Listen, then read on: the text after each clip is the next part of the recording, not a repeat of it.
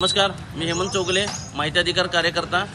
गेल्या 6 महिन्यापासून जतचं जे उपजिल्हा रुग्णालय आहे याच्या पाठपुराव्यासाठी हे सुरू व्हावं यासाठी आम्ही पाठपुरावा करत आहोत माहिती अधिकार संघटनेमार्फत। पण जत ग्रामीण रुग्णालयाच्या वैद्यकीय अधीक्षक सौ भारती पाटील यांच्या निष्क्रियतेमुळे व PWDच्या डिपार्टमेंटच्या हलगर्जीपणामुळे सदर उपजिल्हालय रुग्णालय सुरू होण्यास टाळाटाळ होत आहे।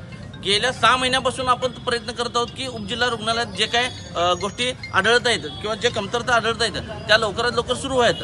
पण वैद्यकीय अधीक्षक असतील, PWD असेल, यांनी कोणतीही जबाबदारी न उचलता बेजबाबदारपणे हे उपजिल्हा रुग्णालय असं ठप्प पडलेलं आहे। सिव्हिल सर्जन कदम साहेब यांच्याकडे पाठपुरावा केला आम्ही की बाबा जे आता उन्हाळा संपलेला आहे, पावसाळा सुरू झाला आहे, पावसाळ्यात रोगराई पसरत आहे, त्या अनुषंगाने हे उपजिल्हा रुग्णालय लवकरच सुरू हो।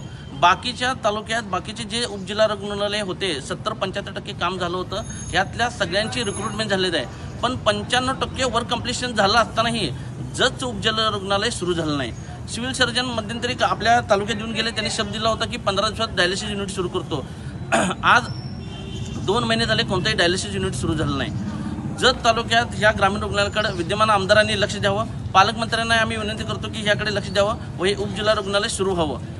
जतमधल्या काही वैद्यकीय दुकानदार हे उपजिल्हा रुग्णालय सुरू होणे यासाठी प्रयत्नशील आहेत।